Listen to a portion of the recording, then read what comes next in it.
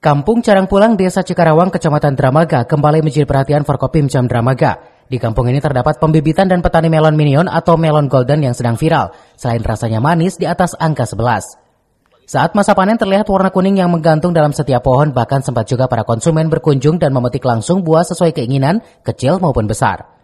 Selanjutnya, kunjungan Camat Dramaga dan Ramil Ciomos langsung memetik sendiri ke kebun petani melon golden.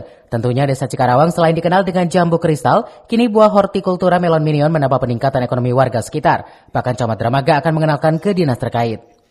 Kalau Cikarawang kan identik dengan IPB, ya.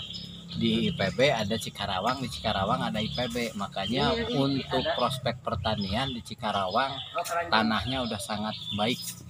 Hasilnya sudah bagus, terbukti ini ada melon golden yang rasanya crunchy ya, manis dan memang luar biasa.